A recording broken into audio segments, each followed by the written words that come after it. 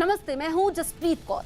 Corona का खतरा लगातार तेजी से बढ़ रहा है। कोरोना के खिलाफ इस जंग में मास्क सबसे बड़ा हथियार है। न्यूज 18 सबसे अपील करता है कि मास्क जरूर पहने। न्यूज 18 ने मास्क के लिए मुहिम भी शुरू की है जिसका नाम है मास्क पहनो इंडिया।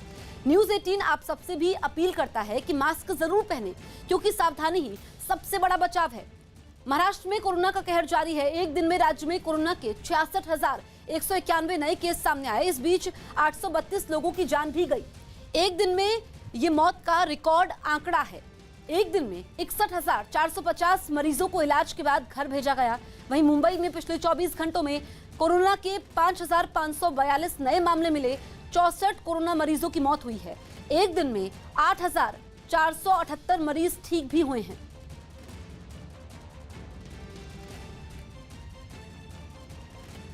गृह मंत्रालय ने राज्यों को आदेश दिया है कि ऑक्सीजन के उत्पादन बढ़ाने पर जोर दिया जाए। उद्योग में इस्तेमाल होने वाली ऑक्सीजन सिर्फ स्वास्थ्य सेवाओं को दी जाए। साथ ही गृह मंत्रालय ने निर्देश जारी किए हैं कि लिक्विड ऑक्सीजन का उत्पादन करने वालों के पास जो भी स्टॉक है वो सरकार को तुरंत उपलब्ध करवाया जाए। इसके साथ ही अगले आदेश तक ऑक्सीजन का इस्तेमाल दूसरे कामों के लिए ना हो।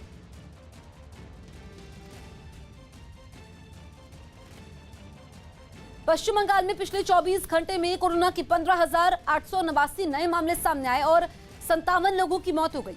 राज्य में कोरोना के कुल मामले 7,43,000 के पार पहुंच गए हैं।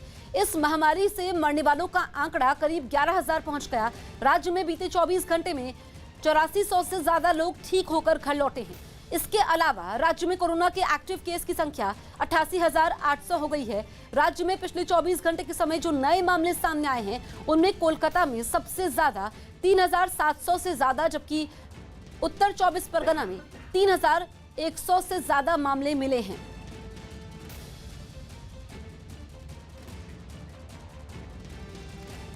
कर्नाटक में भी कोरोना तेजी से फैल रहा है। वहां पिछले 24 घंटे में रिकॉर्ड कोरोना के 34,804 नए मामले सामने आए और 143 लोगों ने अपनी जान गंवा दी।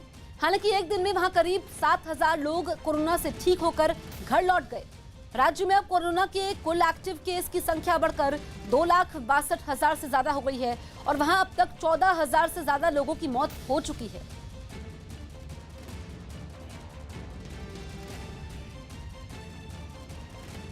राजस्थान के डूंगरपुर से हैरान करने वाला एक वीडियो सामने आया। वहां विधायक राजकुमार रोत की शादी में कोरोना नियमों की जमकर धज्जियां उड़ाई गई। कोरोना की दूसरी लहर के बाद वहां कई पाबंदियां लगा दी गई हैं, जिनमें एक शादी में 50 से ज्यादा लोगों के शामिल होने की इजाजत नहीं है। लेकिन विधायक जब दुल्हा बने तो इन नियमों को ताक पर रख दिया गया। शादी में इतनी भीड़ उमड़ी कि पंडाल में पांव रखने तक की जगह नहीं दिखी। वहां से सामने आई एक तस्वीर में सैकड़ों लोगों की मौजूदगी में विधायक शादी की हर रस्म अदा करते दिखे। जश्न में ऐसे डूबे कि कोरोना को भी भूल गए। न मास्क का ख्याल रखा गया और न ही एक दूसरे से 2 गज की जरूरी दूरी बनाई गई। इस समारोह की गवाह बनी महिलाएं हों या बुजुर्ग या फिर बच्चे, सब पंडाल के नीचे एक दूसरे से बेहद करीब बैठे थे। इनमें कुछ लोगों ने तो मास्क लगाया था, लेकिन ज्यादातर लोगों ने इसमें भी खाना पूर्ति की। मास्क को नाक के नीचे कर शादी की रस्में पूरी करवाते दिखे। इससे पहले दुल्हा बने विधायक बारातियों की भीड़ के साथ अपने घर से निकले। सैकड़ों लोगों की मौजूदगी में उन्होंने घुड़चढ़ी की रस्म भी पूरी की। यूपी में कोरोना से हालात बिगड़ते जा रहे हैं। राज्य में कोरोना के 35,614 नए केस सामने आए, जबकि इस महामारी की चपेट में आने से वहां 208 लोगों की मौत हो गई। एक दिन में 25,633 मरीज ठीक भी हुए हैं। राजधानी लखनऊ के हालात सबसे खराब है। वहां पिछले 24 घंटे में कोरोना के 5100 से ज्यादा मरीज मिले हैं। इसके बाद कानपुर में 2,153, वाराणसी में 2,057, प्रयागराज में 1,395 और गौतम बुद्ध नगर में 1,310 कोरोना के नए मरीज मिले हैं। राज्य में कोरोना के एक्टिव केस की संख्या करीब 3 लाख पहुंच चुकी है और अब तक इस बीमारी से पूरे राज्य में 11,000 से ज्यादा लोगों की मौत हो चुकी है।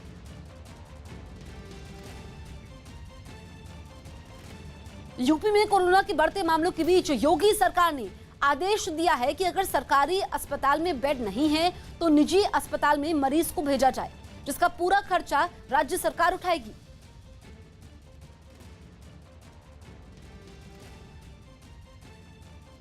कि किसी भी मरीज को कोई भी अस्पताल वापस नहीं करेगा किसी हालत में। यदि सरकारी अस्पताल में बेड नहीं है, उपलब्ध नहीं है, तो निजी अस्पताल में भेजा जाएगा और निजी अस्पताल में जब भेजा जाएगा तो उसका सारा व्यय उत्तर प्रदेश सरकार वहन करेगी। किसी प्रकार से किसी भी गरीब की को बिल निजी अस्पताल के बिल से वो बिल उनके ऊपर नहीं पड़ेगा। गुजरात में भी कोरोना के रिकॉर्ड मामले सामने आ रहे हैं। एक दिन में राज्य में कोरोना के 14,296 नए मरीज मिले हैं और वहां 157 लोगों की मौत हुई है। 24 घंटे में 6,727 लोग ठीक भी हुए हैं। गुजरात के जिन शहरों में कोरोना के केस तेजी से बढ़ रहे हैं उनमें अहमदाबाद सबसे ऊपर है, क्योंकि वहां हर दिन 5,000 से ज्यादा नए मरीज सामने आ रहे हैं। इसी तरह सूरत, राजकोट और जामनगर में भी कोरोना की रफ्तार और तेज होती जा रही है। राज्य में एक्टिव केस की संख्या 1,15,000 के पार पहुंच चुकी है और अब तक इस बीमारी से वहां 6,000 से ज्यादा लोग जान गंवा चुके हैं।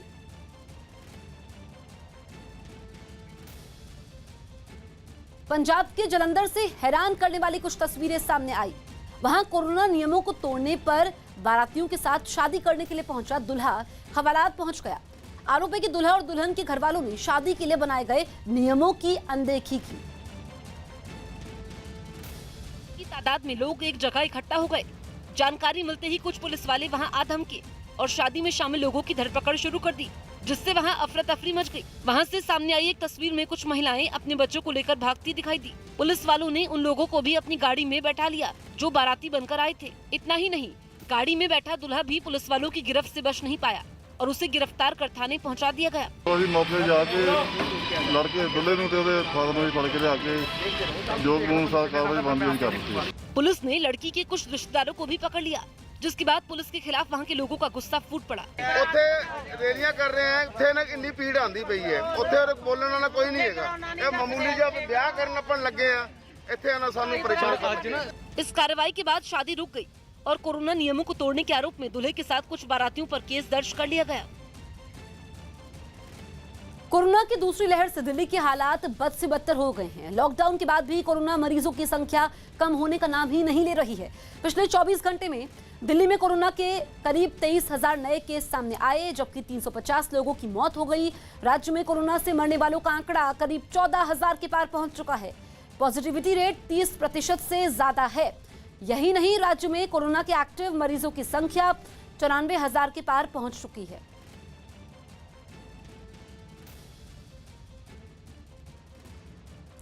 तो 24 घंटे में 350 लोगों की मौत हुई है। दिल्ली में लॉकडाउन के बावजूद मामले कम नहीं हो रहे हैं। अभी राज्य में 94,592 एक्टिव केस हैं और अब तक लगभग 14,000 से ज्यादा लोगों की मौत हो चुकी है। 24 घंटे की अगर हम बात करें तो 22,933 नए मामले सामने आए हैं और लगातार लॉकडाउन के बाद भी मामले कम नहीं हो रहे हैं। ऐसे में एक हफ्ते का लॉकडाउन और बढ़ाया गया।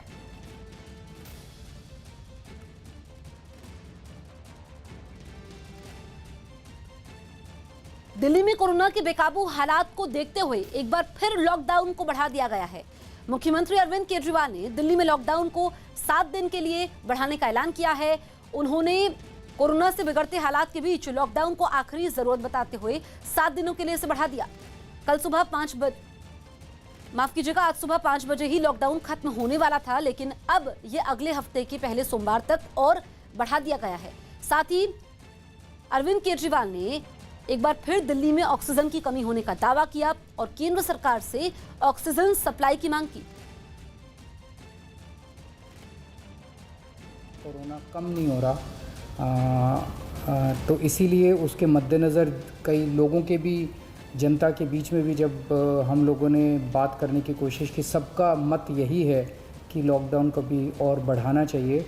तो लॉकडाउन को दिल्ली के अंदर 1 हफ्ते के लिए और बढ़ाया जा रहा है, अगले सोमवार को सुबह 5 बजे तक के लिए। दिल्ली के मुख्यमंत्री अरविंद केजरीवाल ने उद्योगपतियों को चिट्ठी लिखी है। सीएम केजरीवाल ने चिट्ठी लिखकर ऑक्सीजन पर मदद मांगी है। केजरीवाल ने चिट्ठी में लिखा कि अगर आपके पास ऑक्सीजन और टैंकर हो तो दिल्ली सरकार की मदद करें। इससे पहले उन्होंने सभी राज्यों के मुख्यमंत्रियों को चिट्ठी लिखकर ऑक्सीजन देने की अपील की थी।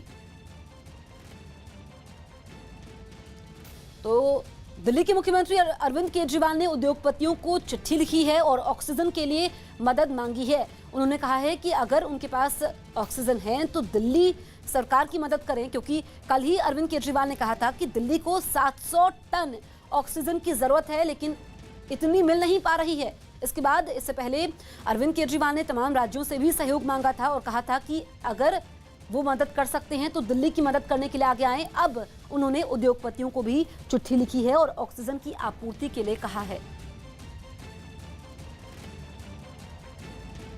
उत्तराखंड के रामनगर से एक डराने वाला वीडियो सामने आया। वहां 13 फीट लंबे कोबरा को पकड़ने में लोगों के पसीने छूट गए। एक रिहायशी इलाके के पास कोबरा को देखने के बाद कुछ लोगों ने उसकी खबर वन विभाग को दी, जिसके बाद वो लोग पूरी तैयारी के साथ उसे पकड़ने के लिए पहुंच गए। कुछ देर में ही नाले में छुपे कोबरा को पकड़ तो लिया गया, लेकिन जब जंगल में एक कर्मचारी ने उसका वीडियो बनाना चाहा तो उस पर उसने हमला कर दिया। किंग कोबरा प्रजाति का ये सांप काफी बड़ा और खतरनाक था, इसलिए उसे पकड़ने के समय लोगों को दूर रहने की हिदायत दी गई। इसके बाद वन विभाग की टीम के कर्मचारी ने सावधानी बरतते हुए उसे दबोच लिया और फिर उसे एक बोरे में बंद कर जंगल की तरफ निकल पड़ा। इसको जो है रेस्क्यू करने के बाद हम लोगों ने अपने जंगल में सुरक्षित रूप से इसको छोड़ दिया गया है। सांप के पकड़े जाने के बाद वहां के डरे सहमे लोगों ने भी राहत की सांस ली। हरियाणा में पिछले 24 घंटे में कोरोना के करीब 11,000 नए मरीज सामने आए और 64 लोगों ने इस बीमारी की वजह से दम तोड़ दिया। सबसे ज्यादा केस गुरुग्राम से सामने आए हैं। वहां पिछले 24 घंटे में 3400 से ज्यादा नए मरीज मिले हैं। हरियाणा में कोरोना के कुल मामले 4,24,000 से ज्यादा हो चुके हैं, जिनमें एक्टिव केस 74,000 से ज्यादा है। तो वहीं अब तक पूरे राज्य में इस महामारी की वजह से 3700 से ज्यादा लोगों की जान जा चुकी है। तो कोरोना की बेलगाम रफ्तार जारी है और हरियाणा की अगर हम बात करें पिछले 24 घंटे की तो 64 लोगों की मौत हुई है। लगभग 11,000 नए मामले सामने आए हैं और सबसे ज्यादा मामले पिछले 24 घंटे में गुरुग्राम में सामने आए हैं।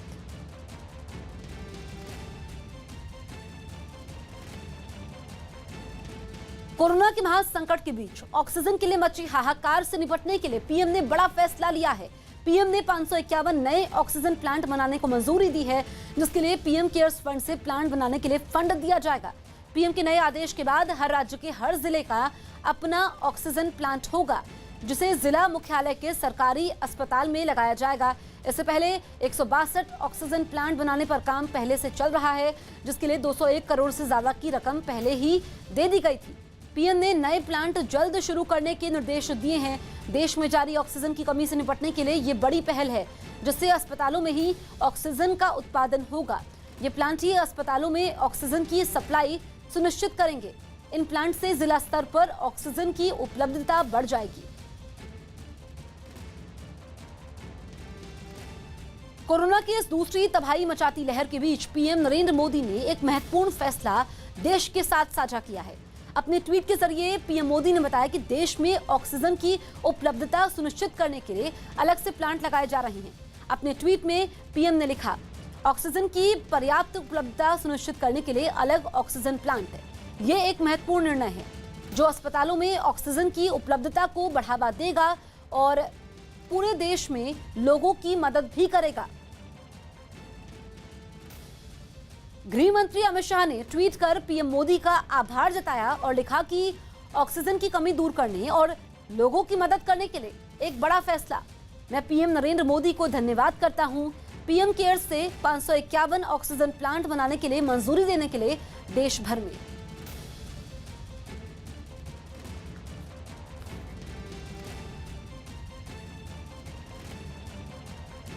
देश भर के 551 ऑक्सीजन प्लांट बनाने के फैसले का बीजेपी अध्यक्ष जेपी नड्डा ने स्वागत किया। उन्होंने ट्वीट किया कि पीएम केयर्स फंड के जरिए देश भर में 551 ऑक्सीजन प्लांट स्थापित करने के लिए राशि देने पर पीएम को बधाई। ये महत्वपूर्ण फैसला है जो जिला मुख्यालय पर ऑक्सीजन की निरंतर आपूर्ति सुनिश्चित करेगा। रक्षा मंत्री राजनाथ सिंह ने देश में ऑक्सीजन की उपलब्धता बढ़ाने और उसकी सप्लाई को सुनिश्चित करने के पीएम के फैसले के बारे में कहा कि इससे देश के लोगों को राहत ही मिलेगी और महामारी से लड़ने में ये कदम बड़ा कारगर साबित होगा। अपने ट्वीट में राजनाथ सिंह ने लिखा, पीएम नरेंद्र मोदी के नेतृत्व में भारत सरकार पीएम केयर में उपलब्ध फंड का बेहतरीन इस्तेमाल करके 551 ऑक्सीजन प्लांट तैयार करेगी। इस फैसले से देश के जिले स्तर पर ऑक्सीजन सप्लाई को सुनिश्चित करने में मदद मिलेगी। मैं पीएम को इस फैसले के लिए साधुवाद कहता हूं। यूपी के सहारनपुर से डरा देने वाली कुछ तस्वीरें सामने आई। वहां एक फैक्ट्री में भीषण आग लग गई। इस हादसे में लाखों का सामान जलकर राख हो गया। यह आग कैसे लगी, इसकी जांच शुरू कर दी गई। लेकिन ये इतनी भयानक थी कि उसने चंद मिनटों में ही फैक्ट्री के एक बड़े हिस्से को अपनी चपेट में ले लिया। फैक्ट्री के अंदर प्लास्टिक होने की वजह से आग तेजी से भड़की और पलक झपकते ही उसने भयानक रूप ले लिया। आग की भीषण लपटें दूर से ही उठती दिखाई दी। आग से निकलने वाला काला धुआं भी पूरे इलाके में छा गया। खतरनाक लपटों को देख वहां लोगों की भीड़ जमा हो गई, जिन्होंने फायर ब्रिगेड को इस घटना की जानकारी दी, जिसके बाद कई गाड़ियों के साथ दमकल कर्मी वहां पहुंचे और आग बुझाने में जुट गए। करीब 3 घंटे की कड़ी मेहनत के बाद फैक्ट्री में लगी आग को दमकल विभाग के लोगों ने बुझा दिया। इस हादसे में उस फैक्ट्री की इमारत का एक बड़ा हिस्सा तो बर्बाद हुआ ही, साथ ही लाखों रुपए का सामान भी जलकर राख हो गया। यूपी में पंचायत चुनाव के तीसरे चरण के लिए आज 20 जिलों में सुबह 7 बजे से शाम 6 बजे तक वोट डाले जाएंगे। तीसरे चरण में 3,05,71,000 से ज्यादा लोग मतदान करेंगे। राज्य निर्वाचन आयोग से मिली जानकारी के मुताबिक इस चरण में जिला पंचायत मेंबर की 746 सीटों के लिए 10,627 उम्मीदवार, क्षेत्र पंचायत सदस्य की 18,530 सीटों के लिए 89,188 उम्मीदवार, ग्राम प्रधान की 14,379 सीटों के लिए 1,17,789 उम्मीदवार और ग्राम पंचायत वार्ड की 1,80,473 सीटों के लिए 1,34,510 उम्मीदवार चुनावी मैदान में हैं। तीसरे चरण के मैदान में 20 जिलों की करीब 2,14,000 सीटों पर 3,52,000 से ज्यादा उम्मीदवारों की तकदीर का फैसला होगा। इस चरण में मतदान के लिए 49,789 मतदान स्थल बनाए गए हैं। वहीं चुनाव के समय कोई हिंसक घटना न हो, इसके लिए सुरक्षा के भी पुख्ता इंतजाम है। कोरोना से बिगड़ते हालात को देखते हुए अमेरिका ने भारत को वैक्सीन उत्पादन, ऑक्सीजन, वेंटिलेटर्स और पीपीई किट समेत हर स्तर पर मदद का भरोसा दिया है। यह सहमति अमेरिका के राष्ट्रीय सुरक्षा सलाहकार जैक सुलिवन और भारत के राष्ट्रीय सुरक्षा सलाहकार अजीत डोभाल के बीच हुई बातचीत के बाद बनी। इस बातचीत के समय अमेरिका भारत की कोरोना वैक्सीन कोविशील्ड के लिए कच्चा माल देने के लिए राजी हो गया है। भारत और अमेरिका में कोरोना से सबसे ज्यादा प्रभावित है। महामारी की शुरुआत में भारत ने अमेरिका को मदद भेजी थी और अब अमेरिका भारत को मदद देने पर सहमत हुआ है। इससे पहले ब्रिटेन ने कोरोना से लड़ने के लिए भारत को मेडिकल सहायता भेजी है।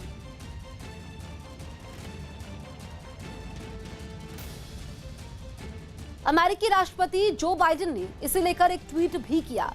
उन्होंने अपने ट्वीट में लिखा कि जिस तरह महामारी की शुरुआत में भारत ने अमेरिका की मदद की थी, उसी तरह जरूरत के इस वक्त में हम भारत की मदद करने को लेकर दृढ़ संकल्प हैं। अमेरिका की उपराष्ट्रपति कमला हैरिस ने भी महामारी के संकट काल में भारत के साथ सहयोग की बात कही है। उन्होंने ट्वीट किया कि कोरोना महामारी के इस विस्फोटक दौर में अमेरिका भारत सरकार के साथ मिलकर काम कर रहा है। हम सहायता कर रहे हैं। हम भारत के लोगों के लिए प्रार्थना करते हैं, जिसमें साहसी स्वास्थ्यकर्मी भी शामिल हैं। मध्य प्रदेश के उज्जैन में रेमडेसिविर इंजेक्शन की कालाबाजारी करने वाले गिरोह का पुलिस ने पर्दाफाश कर दिया। पुलिस ने गिरोह के 8 सदस्यों को गिरफ्तार किया है, जिनमें देशमुख अस्पताल के कुछ कर्मचारी और आरडी गार्डी मेडिकल कॉलेज के 3 छात्र शामिल हैं। पुलिस को उनके पास से 3 रेमडेसिविर इंजेक्शन के साथ ही दूसरे इंजेक्शन भी बरामद हुए हैं। आरोप है कि ये लोग अस्पताल में मरीजों को रेमडेसिविर इंजेक्शन को कम लगवाते थे और फिर बचे हुए उन इंजेक्शन को जरूरतमंद लोगों को 20 से 30 हजार रुपए में बेचते थे। जांच में ये बात सामने आई है कि अब तक ये लोग रेमडेसिविर के 25 इंजेक्शन बेच चुके हैं। पूरी चेन में हम लोगों ने 8 लोगों को आइडेंटिफाई किया है और 8 लोगों को के खिलाफ कार्रवाई की है। कुल 5 इंजेक्शन अभी जब्त हुए हैं और एक जो मोडस ऑपरेंडी निकल के सामने आया है कि सामान्य तौर पे जो ये सप्लाई होती थी हॉस्पिटल्स में जो सप्लाई होती थी, उन सप्लाईज में से ये कुछ बचाकर बाहर मार्केट में बेचते थे। पूरे चेन को हम अभी एक्सप्लोर भी कर रहे हैं, इन्वेस्टिगेशन हमारा ऑन है और इनके विरुद्ध हम राष्ट्रीय सुरक्षा अधिनियम के अंतर्गत भी कार्रवाई करेंगे। कोरोना की दूसरी लहर के बीच आज पश्चिम बंगाल में 7वें चरण के लिए 34 विधानसभा सीटों पर सुबह 7 बजे से वोट डाले जाएंगे। इस चरण में 82 लाख से ज्यादा मतदाता 268 उम्मीदवारों के लिए मतदान करेंगे। जिन जिलों में वोटिंग होगी उनमें कोलकाता, दक्षिण दिनाजपुर, मालदा, मुर्शिदाबाद और पश्चिम बर्धमान शामिल है। पहले इस चरण में 36 सीटों पर मतदान होना था, लेकिन मुर्शिदाबाद जिले की जंगीपुर और शमशेरगंज सीटों पर एक एक प्रत्याशी की कोरोना से मौत होने से वहां अब 16 मई को वोट पड़ेंगे। इस वजह से प्रत्याशियों की संख्या भी 284 से घटकर 268 हुई है। वोटिंग के लिए 11,376 पोलिंग बूथ बनाए गए हैं, जिन पर शांतिपूर्ण तरीके से मतदान करवाने के लिए केंद्रीय बल की 796 कंपनियों को तैनात किया गया है। मतदान के समय कोरोना नियमों का सख्ती से पालन करवाने के भी चुनाव आयोग ने निर्देश दिए हैं। खास बात यह है कि इस बार राज्य की मुख्यमंत्री ममता बनर्जी के गृह निर्वाचन क्षेत्र भवानीपुर सीट पर भी वोटिंग होगी। भवानीपुर सीट से ममता बनर्जी मौजूदा विधायक हैं और वो इसी क्षेत्र की निवासी भी हैं। हालांकि ममता ने इस बार नंदीग्राम से चुनाव लड़ा है और भवानीपुर सीट पर राज्य के विद्युत मंत्री शोभनदेव चट्टोपाध्याय को उम्मीदवार बनाया है। वहीं बीजेपी ने इस सीट से अभिनेता रुद्रनील घोष को चुनावी मैदान में उतारा है, जो चुनाव से ठीक पहले टीएमसी छोड़कर बीजेपी में शामिल हो गए थे।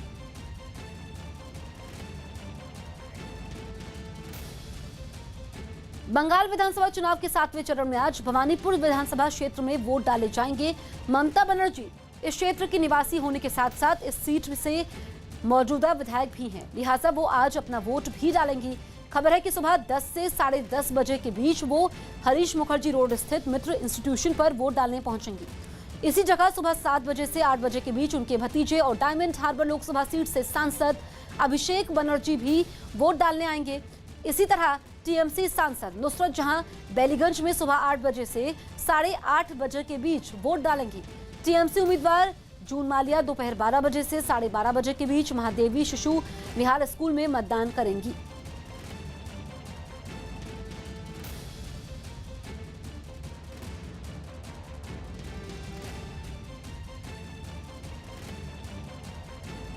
बीजेपी अध्यक्ष जेपी नड्डा पश्चिम बंगाल में आज 3 वर्चुअल रैली करेंगे। उनकी पहली रैली सुबह करीब 11 बजे मालदा जिले विधानसभा में शुरू होगी। इसके बाद वो बीरभूम जिले के लाभपुर में दोपहर 1 बजे और दोपहर 3 बजे कोलकाता जिले की जोरा सांको विधानसभा सीट में लोगों को संबोधित करेंगे। कोरोना के बढ़ते खतरे को देखते हुए चुनाव आयोग ने वहां रोड शो, पदयात्रा, बाइक और मोटरसाइकिल रैली निकालने पर रोक लगा दी है। रैली में 500 से ज्यादा लोग नहीं हो सकते हैं। यही वजह है कि बीजेपी के ज्यादातर नेता अब वर्चुअल तरीके से बंगाल में चुनाव प्रचार कर रहे हैं।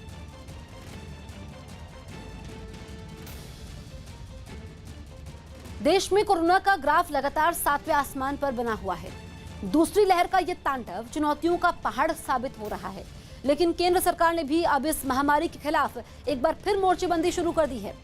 केंद्र सरकार एक एक जान बचाने की खातिर दिन रात एक किए हुए है और पूरा देश पीएम नरेंद्र मोदी की अगुवाई में मुसीबत की इस घड़ी में कोरोना की चेन तोड़ने की कोशिश में जुटा है।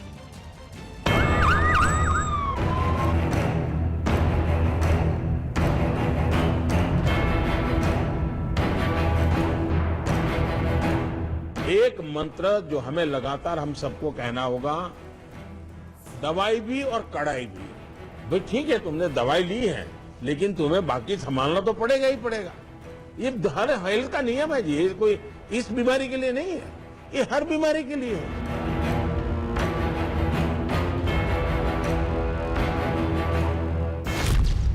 बेकाबू वायरस के खिलाफ सबसे बड़ी जंग।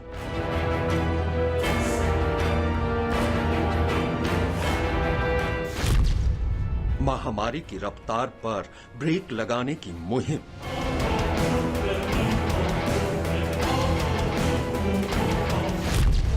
कोरोना पर नकेल कसने को एकजुट हुआ तंत्र।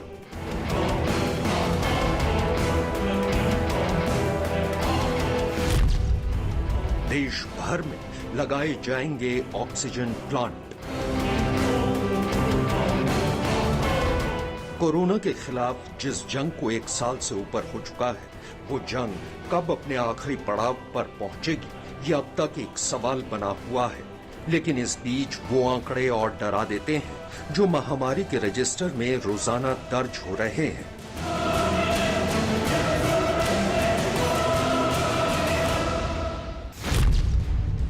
देश में एक दिन में कोरोना के मरीजों की संख्या 3,49,691 दर्ज की गई है।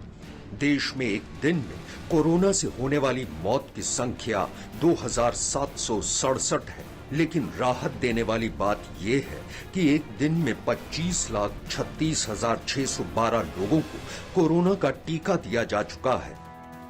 लगातार चौथा दिन है जब देश में 3 लाख से ज्यादा नए मरीज सामने आए हैं। मुसीबत का ये दौर भले ही लंबा होता जा रहा है, लेकिन सच तो ये है कि इसी भयावह मुसीबत से सबक लेते हुए केंद्र सरकार ने कोरोना को शिकस्त देने के लिए एड़ी चोटी का जोर लगा रखा है। हम सभी के धैर्य, हम सभी के दुख बर्दाश्त करने की सीमा की परीक्षा ले रहा है। बहुत से अपने हमें असमय छोड़कर चले गए हैं। कोरोना की पहली वेव का सफलतापूर्वक मुकाबला करने के बाद देश हौसले से भरा हुआ था, आत्मविश्वास से भरा हुआ था, लेकिन इस तूफान ने देश को झकझोर दिया है। साथियों, बीते दिनों इस संकट से निपटने के लिए मेरी अलग अलग सेक्टर्स के एक्सपर्ट्स के साथ, विशेषज्ञों के साथ लंबी चर्चा हुई है। हमारी फार्मा इंडस्ट्री के लोग हों, वैक्सीन मैन्युफैक्चरर्स हों, ऑक्सीजन के प्रोडक्शन से जुड़े लोग हों या फिर मेडिकल फील्ड के जानकार, उन्होंने अपने महत्वपूर्ण सुझाव सरकार को दिए हैं। इस समय हमें इस लड़ाई को जीतने के लिए एक्सपर्ट्स और वैज्ञानिक सलाह को प्राथमिकता देनी है। राज्य सरकार के प्रयत्नों को आगे बढ़ाने में भारत सरकार पूरी शक्ति से जुटी हुई है। राज्य सरकारें भी अपना दायित्व निभाने की पूरी कोशिश कर रही हैं। साथियों, कोरोना के खिलाफ इस समय बहुत बड़ी लड़ाई देश के डॉक्टर और हेल्थ वर्कर्स लड़ रहे हैं। पिछले 1 साल में उन्हें इस बीमारी को लेकर हर तरह के अनुभव भी हुए हैं। भारत जैसे घनी आबादी वाले देश में कोरोना के खिलाफ लड़ाई हरगिज आसान नहीं हो सकती। यही वजह है कि दूसरी लहर का सामना करने के लिए पूरा सरकारी अमला एकजुट हो चुका है। एक तरफ केंद्र सरकार राज्यों को ऑक्सीजन से मदद कर रही है, तो दूसरी तरफ केंद्र सरकार ने एक मास्टर प्लान भी तैयार किया ताकि कोरोना पर ब्रेक लग सके। सरकार की कोशिशों का अंदाजा ऐसे ही लगाया जा सकता है कि व्यवस्थाओं के सारे दरवाजों को कोरोना वायरस के खिलाफ खोल दिया गया है। इसी कड़ी में देश में ऑक्सीजन की किल्लत को दूर करने के लिए मोदी सरकार ने बड़ा ऐलान किया है। सरकार के इस फैसले के तहत देश भर में 551 PSA यानी pressure swing absorption medical oxygen generation plant लगाए जाएंगे। इन सभी प्लांट को पीएम केयर फंड से लगाया जाएगा। पीएम मोदी ने निर्देश दिया है कि इन सभी प्लांट को जल्द से जल्द शुरू किया जाए। इन प्लांट के जरिए देश में ऑक्सीजन की किल्लत को दूर किया जा सकेगा। ये प्लांट जिला मुख्यालयों के सरकारी अस्पतालों में लगाए जाएंगे। इन प्लांट के चालू होने के बाद अस्पतालों में ही ऑक्सीजन पैदा करने की क्षमता बढ़ जाएगी। इस दौरान पीएम मोदी ने एक ट्वीट में लिखा, ऑक्सीजन की पर्याप्त उपलब्धता सुनिश्चित करने के लिए अलग ऑक्सीजन प्लांट, ये एक महत्वपूर्ण निर्णय है जो अस्पतालों में ऑक्सीजन की उपलब्धता को बढ़ावा देगा और पूरे देश में लोगों की मदद करेगा। पीएम मोदी के इस फैसले का बीजेपी के राष्ट्रीय अध्यक्ष जेपी नड्डा ने भी स्वागत किया है। उन्होंने ट्वीट करते हुए लिखा, पीएम केयर्स फंड के जरिए देश भर में 551 ऑक्सीजन प्लांट स्थापित करने के लिए राशि देने पर प्रधानमंत्री को बधाई। ये महत्वपूर्ण फैसला है जो जिला मुख्यालय पर ऑक्सीजन की निरंतर आपूर्ति सुनिश्चित करेगा। उधर देश के गृह मंत्री अमित शाह ने भी पीएम मोदी का आभार जताया है। ऑक्सीजन की कमी दूर करने और लोगों की मदद करने के लिए एक बड़ा फैसला। मैं देश भर में पीएम केयर्स से 551 ऑक्सीजन प्लांट लगाने की मंजूरी देने के लिए प्रधानमंत्री नरेंद्र मोदी का धन्यवाद करता हूं। दरअसल देश में महामारी का ये ऐसा समय है जब तमाम राज्यों में ऑक्सीजन से लेकर वैक्सीन तक की भारी किल्लत देखी जा रही है। लेकिन सच तो ये है कि सरकार ने इन तमाम कमियों को दूर करने के लिए हर स्तर पर अपनी कोशिशों को अंजाम देना शुरू कर दिया है। शनिवार को आयोजित एक बैठक में सरकार ने वैक्सीन और ऑक्सीजन की सप्लाई पर बड़ा कदम उठाया है। सरकार के इस कदम के तहत अब ऑक्सीजन और उससे संबंधित उपकरणों से बेसिक कस्टम ड्यूटी और हेल्थ सेस पर छूट देने का फैसला लिया गया है। ये फैसला इसलिए लिया गया है क्योंकि देश भर में इस वक्त ऑक्सीजन और उससे जुड़े उपकरणों की बहुत ज्यादा जरूरत है। इतना ही नहीं, कोरोना वायरस की वैक्सीन के आयात पर बेसिक सीमा शुल्क पर भी 3 महीने के लिए छूट देने का फैसला लिया गया है। केंद्र सरकार के इस मास्टर स्ट्रोक से न सिर्फ ऑक्सीजन की आपूर्ति को पूरा किया जा सकेगा, बल्कि वैक्सीन भी आसानी से मुहैया हो सकेगी। इतना ही नहीं, ऑक्सीजन की कमी को दूर करने के लिए भारतीय वायुसेना के ट्रांसपोर्टर विमान और हेलीकॉप्टर लगातार उड़ान भर रहे हैं। समय की बचत के लिए हवाई मार्ग से ऑक्सीजन के खाली कंटेनरों को एक जगह से दूसरी जगह ले जाया जा रहा है। भारतीय वायुसेना का C-17 विमान मिशन ऑक्सीजन में जुटा हुआ है। सिंगापुर से 4 क्रायोजेनिक ऑक्सीजन टैंक के कंटेनरों को लाने की बात हो या महामारी से निपटने वाली जरूरी दवाओं को लाने की, भारतीय वायुसेना दोगुनी ताकत से देश की मदद करने में जुटी हुई है। इतना ही नहीं, ऑक्सीजन की सप्लाई के लिए पीएम मोदी के निर्देशों पर उद्योग जगत भी मदद के लिए एकजुट होकर आगे आ गया है। इस बार कोरोना संकट में देश के अनेक हिस्से में ऑक्सीजन की डिमांड बहुत ज्यादा बढ़ी है। इस विषय पर तेजी से और पूरी संवेदनशीलता के साथ काम किया जा रहा है। केंद्र सरकार, राज्य सरकारें, प्राइवेट सेक्टर सभी की पूरी कोशिश है कि हर जरूरतमंद को ऑक्सीजन मिले।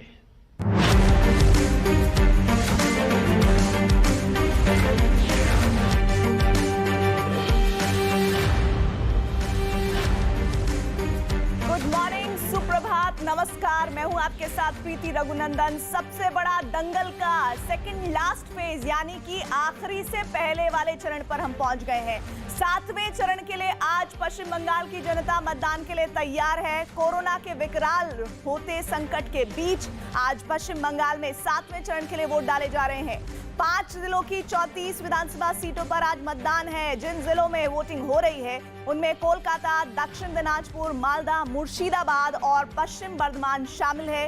पहले से तय कार्यक्रम के मुताबिक इस चरण में 36 सीटों पर मतदान होना था, लेकिन मुर्शिदाबाद जिले की जंगीपुर और समसरगंज सीटों पर एक-एक प्रत्याशी की कोरोना से मौत होने से वहां अब 16 मई को वोट डाले जाएंगे। मतदान के दौरान कोरोना नियमों का सख्ती से पालन कराने के लिए भी चुनाव आयोग ने कड़े निर्देश दिए हुए हैं और खास बात यह है कि इस बार राज्य की मुख्यमंत्री ममता बनर्जी के गृह निर्वाचन क्षेत्र भवानीपुर सीट पर भी वोटिंग होगी। भवानीपुर सीट से ममता बनर्जी मौजूदा विधायक और वो इसी क्षेत्र की मतदाता भी हैं। हालांकि ममता ने इस बार नंदीग्राम से चुनाव लड़ा है और भवानीपुर सीट पर राज्य के विद्युत मंत्री शोभन देव चट्टोपाध्याय को उम्मीदवार बनाया है। वहीं बीजेपी ने इस सीट से अभिनेता रुद्रनील घोष को उतारा है, जो चुनाव से ठीक पहले टीएमसी छोड़कर बीजेपी में शामिल हो गए थे। तो बंगाल विधानसभा चुनाव के 7वें चरण में आज भवानीपुर विधानसभा क्षेत्र में भी वोट डाले जाएंगे। ममता बनर्जी इस क्षेत्र की निवासी होने के साथ साथ और इस सीट में मौजूद विधायक भी हैं। सबसे बड़ी बात यह कि जब वो वोट कास्ट करने आएंगी तो सबसे पहले न्यूज 18 पर आप वो विजुअल देखेंगे, तस्वीरें देखेंगे, लिहाजा वो आज अपना वोट भी यहां डालेंगी। खबर है कि सुबह 10 से 10:30 के बीच में वो हरीश मुखर्जी रोड स्थित मित्र इंस्टीट्यूट पर वोट डालने पहुंचेंगे और इसी जगह सुबह 7 से 8 बजे के बीच उनके भतीजे और डायमंड हार्बर लोकसभा सीट से सांसद अभिषेक बनर्जी भी वोट डालने आएंगे। और इसी तरह टीएमसी सांसद नुसरत जहां बेलीगंज में सुबह 8 से 8:30 बजे के बीच वोट डालेंगी। टीएमसी उम्मीदवार जून माल्या दोपहर 12 बजे से 12:30 के बीच महादेवी शिशु विहार स्कूल में मतदान करेंगी। तो मतदान के बारे में कौन कौन से आज आपको फेसेस नजर आने वाले हैं, ये हमने आपको बता दिया। चलिए सीधे रुक कर लेते हैं। सिर्फ और सिर्फ महज 1 मिनट बचा है। भवानीपुर विधानसभा से जुड़ रहे हैं अमित सिंह और मालदा से चंद्रमोहन। अमित, भवानीपुर जो क्षेत्र है जहां पर आज वोट कास्ट करने पश्चिम बंगाल की मुख्यमंत्री ममता बनर्जी भी पहुंचेंगी, वोटिंग शुरू हो गई क्या? 7 तो बज गए। देखिए वोटिंग शुरू थोड़ी देर में अभी हो जाएगी। यहाँ पर तस्वीरों में आपको मैं सबसे पहले यहाँ पर दिखाना चाहूँगा मॉक पोल यहाँ पर हो चुका है और आप देख सकते हैं सुरक्षा के किस तरीके से इंतजाम है। यहीं पर अभिषेक बनर्जी, ये मित्र इंस्टीट्यूशन स्कूल है और यहीं पर अभिषेक बनर्जी अब से थोड़ी देर बाद वो पहुँचेंगे अपना वोट कास्ट करने के लिए। और यहाँ पर आप देख सकते हैं पैरामिलिट्री फोर्सेस के जवान मौजूद हैं और यहीं पर मुख्यमंत्री ममता बनर्जी भी अपना वोट कास्ट करने के लिए यहाँ पर पहुँचेंगे। एक बार मैं आपको बाहर की सड़क की तस्वीरें यहाँ पर दिखा देता हूं, चूंकि जेट प्लस सिक्योरिटी है अभिषेक बनर्जी का, तो यहां पर आप देख सकते हैं सड़क पे हरकत जो है वो तेज हो गई है। पुलिस बल की तैनाती हो रही है क्योंकि अभिषेक बनर्जी इसी रास्ते से होकर वो पहुंचेंगे अपना वोट कास्ट करने के लिए यहां पर। और एक तस्वीर दिखा देता हूं, जिस तरीके से हमने बीते 6 फेजों में देखा था कि सुबह ही लोग अपने घरों से बाहर निकल जा रहे थे, ठीक वही तस्वीरें यहाँ पर भी आपको देखने को मिलेगी। यहाँ पर प्रीति देखिए काफी वीवीआईपी इलाका है ये कोलकाता का भवानीपुर, और यहाँ पर देखिए लोग जो है सुबह से ही अपने घरों से बाहर निकल गए हैं वोट करने के लिए। थोड़ी देर बाद यहाँ पर वोटिंग शुरू हो जाएगा, यहाँ पर देख सकते हैं। और एक बार सुरक्षा के लिहाज से मैं आपको दिखा दूं कि जिस तरीके की हमने सुरक्षा व्यवस्था देखा था दूसरे इलाकों में, ठीक वही व्यवस्थाएं यहाँ पर है। जो पैरामिलिट्री फोर्सेस के जवान हैं उन्होंने बूथ की जो पूरी जिम्मेदारी है वो अपने हाथों में ले लिया है और लगातार वो बात कर रहे हैं। सोशल डिस्टेंसिंग का यहाँ पर पालन कराया जा रहा है कोरोना काल को देखते हुए, और इसलिए देख सकते हैं नीचे सर्कल वगैरह सब यहाँ पर बनाया गया है। बाकायदे लोग यहाँ सुबह यहाँ पर पहुंचे हैं। कुछ लोगों से हम बातचीत करते हैं। काफी हाई प्रोफाइल सीट है। जरा वोटर कार्ड दिखाइए अपना। क्या क्या मुद्दे होंगे? आप क्या बताता है, हम नहीं समझते हैं। अच्छा, मुद्दे क्या क्या हैं आपके इलाके के? हमारा 38 हॉरिजॉन्टल डिस्ट्रिक्ट ममता बनर्जी का इलाका तो काफी हाई प्रोफाइल, और लगातार जिस तरीके से हमने देखा था कि महिलाओं की जो तादाद है वो लगातार बढ़ रही थी वोटिंग करने के लिए, ठीक उसी तरीके से यहाँ पर भी देखने को मिल रहा है कि महिलाएं जो हैं वो ज़्यादा से ज़्यादा तादाद में यहाँ पहुँच रही हैं और यहाँ पर सुरक्षा के इंतजाम पुख्ता तरीके से यहाँ पर किए गए। एक बार मैं अंदर की तस्वीरें आपको यहाँ पर आप दिखा दूँ। देखिए मैं आपको एक बार यहाँ पर पैरामिलिट्री फोर्स के जवान लगातार मौजूद है यहाँ पर देख सकते हैं, और सुरक्षा के पुख्ता इंतजाम यहाँ पर कर लिए गए हैं। हर तरफ पैरामिलिट्री फोर्सेस के जवान मौजूद हैं, यहाँ भी मौजूद है, इधर भी बाकायदे यहाँ पर टेम्परेचर वगैरह शरीर का मापने के लिए यहाँ पर जो चुनाव आयोग के अधिकारी हैं कोरोना काल का पालन कराने के लिए वो यहाँ पर मौजूद है। काफ़ी हाई प्रोफाइल सीट है। एक बार मैं यहाँ पर दिखा दूँ अंदर की तस्वीरें। देखिए अंदर जो है पैरामिलिट्री फोर्स के जो जवान हैं वो पूरा जायजा यहाँ पर लेते हुए, जो पुलिंग एजेंट्स हैं वो यहाँ पर बैठ चुके हैं। यहाँ पर तस्वीरों में आप देख सकते हैं, और यहीं पर अभिषेक बनर्जी पहुंचेंगे वोट करने के लिए। मॉक पोल हो चुका है, यानी अगले 1 से 2 मिनट में यहाँ पर वोटिंग जो है वो शुरू हो जाएगी। यहाँ पर वोटिंग शुरू हो जाएगी। अभिषेक बनर्जी कुछ ही देर में यहाँ पर, और वोटिंग शुरू हो गई है। यहाँ पर देखिए वोटिंग शुरू हो गई है, लोग जो हैं अंदर जाने लगे हैं। प्रीति देखिए जो पैरामिलिट्री फोर्सेस के जवान हैं वो अंदर लोगों को एक एक करके ले जाने लगे हैं, और बाकायदे बोला जा रहा है यहाँ पर कि ये लोग जो हैं वो कोरोना काल का जो कोरोना प्रोटोकॉल है उसका पालन करें।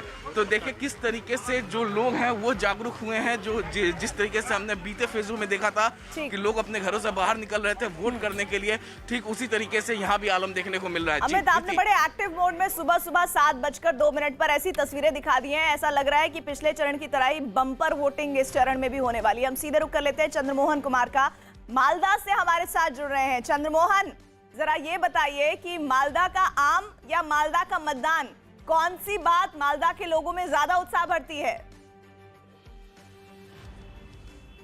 बिल्कुल, देखिए मालदा का आम को लेकर तो हमेशा पूरे देश भर में यह चर्चा होते रहती है, लेकिन वोटिंग को लेकर भी इस बार चर्चा होने वाली है। तस्वीरों में भी आप साफ तौर पर देख सकती हैं, ये जो गजोल विधानसभा क्षेत्र है उसका ये हाई स्कूल है, पंडुआ AK हाई स्कूल इसको के नाम से जाना जाता है। और तस्वीरों में भी आप साफ तौर पर देख सकती हैं, यहाँ पर ऐसा लग रहा है कि मेला लगा हुआ है। सुबह सुबह लोग अपने घर से निकले हैं और यहाँ पर मतदान करने के लिए पहुँचे हैं। तस्वीरों में भी आप साफ तौर पर देख सकती हैं, यहाँ पर एक तरफ महिलाओं की कतार है तो दूसरे तरफ पुरुष खड़े हैं। और इस हाई स्कूल में 7 बूथ है, और जहाँ भी आपकी नज़रें जाएंगी किसी भी कतार में 100 लोग से कम खड़े नहीं हैं। तो ऐसे में समझा जा सकता है कि मतदान को लेकर यहाँ के लोगों में किस तरह का उत्साह है।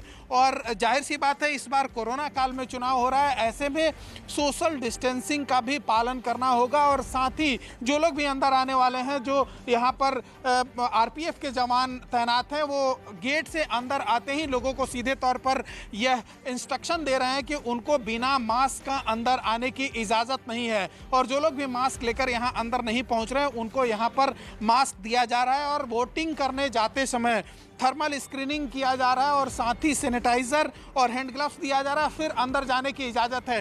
तो इन तस्वीरों को देखकर आप समझ सकती हैं, ऐसा लग रहा है कि इस हाई स्कूल ग्राउंड में मेला लगा हुआ है और लोग सुबह सुबह अपने घरों से निकलकर यहाँ पर पहुँचे हैं मतदान करने के लिए। जो ये गजोल विधानसभा क्षेत्र है, यह सीपीएम का कभी गढ़ माना जाता था, जो 1977 से लेकर 2006 तक लगातार उनके यहाँ से विधायक जीतते रहे, लेकिन उसके बाद एक बार कांग्रेस और उसके बाद फिर टीएमसी की उम्मीदवार जीती थी यहाँ पर। और दीपाली विश्वास जो यहाँ से विधायक थी वो अभी बीजेपी में शामिल हो चुकी हैं और ऐसे में जो ये गजोल विधानसभा क्षेत्र है यहाँ यह काफ़ी दिलचस्प माना जाता है और ऐसे में यह कहा जा रहा है कि जो पिछले बार का मिथ है वो जरूर टूटेगा और ऐसे में तस्वीरों में भी आप साफ तौर पर देख सकती हैं कि किस तरह से लोगों में यहाँ पर उत्साह देखने को मिल रहा है जब लोग सुबह सुबह अपने घरों से निकले हैं और फिर बूथ तक पहुंचकर पहले मतदान और उसके बाद फिर जलपान की बात होगी। तस्वीर हम आपको सीधे दिखाने की कोशिश करेंगे कि जो यहाँ पर 7 बूथ है वहाँ पर लोग किस तरह से यहाँ पर कतार में खड़े होकर और अपने बारी का इंतज़ार कर रहे हैं। तो सुबह सुबह लोग यहाँ पर पहुँचे हैं मतदान करने के लिए और मतदान के बाद फिर अपने घरों की ओर वापस लौटेंगे। मालदा का आम आपने सुना होगा, हमेशा चर्चा में रहता है। ऐसे में हम आपको इस ग्राउंड में जो पेड़ लगा हुआ है उसको भी दिखाने की कोशिश करेंगे। अभी छोटे छोटे टिकोले लगे हैं, लेकिन जैसे जैसे वक्त आएगा कुछ दिन बाद यह आम बड़ा हो जाएगा और फिर यह बाज़ारों में भी नज़र आएगा। तो ये आम वही आम है जिसको लेकर मालदा हमेशा चर्चा में रहता है और यह माना जा रहा है कि जो ये कतार, जिस तरह की कतार है, ये हमेशा शाम तक ऐसे ही दिखाई देगा। तो यहाँ का वोटिंग परसेंटेज भी बम्पर जाने वाला है। ऐसे में यहाँ का चंद्रमोहन हम ये भी देख रहे हैं कि कतारों में जो लोग मौजूद हैं वो कैसे, बच्चों में कुछ महिलाएं भी हैं जो बच्चों को गोद में लेकर आई हैं, कुछ अपने बच्चों को साथ में लेकर आई हैं। वो बहुत अच्छी तस्वीर मुझे लगी और कुछ तस्वीरें भी लगातार आ रही है पोर्ट एरिया से। ये तस्वीर आपको यहाँ पर दिखा दूं जहाँ पर लंबी लंबी कतारें इस वक्त लगी हुई है। ये वो इलाका है जो ये कहा जाता है कि इस बार अगर हम लोकसभा चुनाव को थोड़ा सा कंपेयर करें इस बार के चुनाव से, तो 2019 में बराबर का मामला रहा था बीजेपी और टीएमसी के बीच में। तो इस दफे लोकसभा चुनाव को, विधानसभा चुनाव को देखते हुए कितना बदलता है ये आंकड़ा या समीकरण, ये बहुत महत्वपूर्ण होगा। तो देखिए लोग लगातार लंबी लंबी लाइन लगाकर पहुंचे हुए हैं, चाहे अभी चंद्रमोहन दिखा रहे थे या फिर अमित दिखा रहे थे। साफ तो ये है, सच तो ये है कि इस बार पश्चिम बंगाल की जनता दिल खोलकर वोटिंग करने के लिए पहुंच रही है और सबसे बड़ी जो मिसाल है वो है पिछला चरण, छठे चरण में 80% वोटिंग हुई है। और इस बार जो तस्वीरें अभी चंद्रमोहन हमें दिखा रहे थे उसमें ये कि आप ये देखिए कि जितनी लंबी पुरुषों की लाइन है उतनी ही लंबी या उससे ज्यादा लंबी महिलाओं की लाइन नजर आ रही है। और ये इस बार की बात नहीं है, ये बीते जितने भी 6 चरण गए हैं उनमें भी हमने ऐसी ही तस्वीरें देखी हैं। अमित, देखिए जरा आपके पीछे क्या है, महिलाओं और पुरुषों का मतदान का आंकड़ा, लाइनें कितनी लंबी दिख रही है दोनों की? जी बिल्कुल, मैं आपको सीधी तस्वीरें दिखा देता हूं। अब देखिए यहाँ पर महिलाएं जो हैं वो भी, अब ये वीवीआईपी इलाका है। सबसे पहले तो बता दूं, भवानीपुर कोलकाता का वीवीआईपी इलाका है और महिलाओं की जो तादाद है वो काफ़ी ज़्यादा है यहाँ पर। और मैं अंदर की तस्वीरें एक बार कहूँगा कि पंकज आपको अंदर की तस्वीरें दिखाएं। महिलाएं जो हैं वहाँ लाइनों, वहाँ सबसे पहले खड़ी हैं यहाँ पर मतदान देने के लिए। यहाँ पर तस्वीरों में आप देख सकते हैं कि महिलाएं जो हैं अंदर भी खड़ी हैं लाइन, यहाँ लाइनों में यहाँ पर। और दूसरी तरफ एक और तस्वीर मैं दिखाना चाहूँगा कि महिलाएं यहाँ भी खड़ी हैं। तो इस तरीके से जो बीते 6 फेज़ों में हमने देखा था कि महिलाओं की जो तादाद थी वो काफ़ी ज़्यादा थी पुरुषों के मुकाबले, ठीक वही इस फेज़ में भी यहाँ पर देखने को मिल रहा है। दूसरी तरफ की तस्वीर में दिखा दूँ तो आपको हर तरफ यहाँ पर देखिए कोई पुरुष की लाइन और महिला की लाइन कोई अलग अलग नहीं है, लेकिन महिलाएं जो हैं यहाँ पर देखिए एकदम यहाँ पर लंबी कतारों में यहाँ पर खड़ी हैं और सुबह सुबह ये महिलाएं यहाँ पर पहुँच गई हैं वोट करने के लिए यहाँ पर देखिए तस्वीरों में। तो ये जो तस्वीरें हैं ये काफ़ी अच्छी तस्वीरें हैं और जिस तरीके से हमने छठे चरण में देखा था कि 80% मतदान हुआ था और कहीं ना कहीं ये महिलाओं की वजह से ही 80% का मतदान हुआ था, क्योंकि मैं भाटपाड़ा बैराकपुर क्षेत्र में था और वहाँ पर जितनी भी लाइनें थी महिलाओं की वो काफ़ी ज़्यादा लंबी थी पुरुषों के मुकाबले। और ठीक यहाँ भी देखिए जो सबसे आखिरी कतार में जो है वो महिला ही खड़ी हैं। तो महिलाएं लगातार अपने घर से बाहर निकल रही हैं और अपने इस महापर्व में हिस्सा लेने के लिए, लोकतंत्र के महापर्व में महिलाएं बढ़ चढ़ के हिस्सा ले रही है और जाहिर तौर पे वो एक सशक्त सरकार बनाने के लिए वो हिस्सा ले रही है। जी, साथ ही साथ मैं आपको बता दूं कि भवानीपुर में खुद अमित मौजूद है। वहीं दूसरी तरफ ये तस्वीरें जो आ रही हैं ये भवानीपुर बूथ नंबर 125 के ये जो आप इस वक्त ये तस्वीरें देख रहे हैं ये भवानीपुर बूथ नंबर 125 की तस्वीरें हैं। एक बार फिर से चंद्रमोहन का रुख कर लेते हैं, लेकिन चंद्रमोहन के पास मैं जाऊं तो एक बार फिर से उससे पहले ये तस्वीरें देख लीजिए। ये तस्वीरें पश्चिम बंगाल की जनता आज अपने मत का प्रयोग कर रही है, इस्तेमाल कर रही है और इन तस्वीरों के जरिए अब आने वाले विधानसभा में किसकी सत्ता बनने जा रही है ये आज 7वां चरण इसका चल रहा है। काफी हद तक तय कर चुकी है पश्चिम बंगाल की जनता कि उसके लिए सबसे बेहतर सरकार कौन लेकर आने वाला है। एक ब्रेक हम लेंगे, लगातार हमारे दोनों सहयोगी बने हुए हैं, तमाम खबरें आ रही हैं कि किस तरह से जबरदस्त सुबह सुबह वोटिंग हो रही है, तस्वीरें इसकी गवाही देती हुई और साथ ही क्या इस बार भी हिंसा की खबरें भी आएंगी उस पर भी हमारी खास निगाह रहेगी। सबसे पहले आप तमाम तस्वीरें देखेंगे न्यूज़ 18 इंडिया पर सबसे बड़ा दंगल में।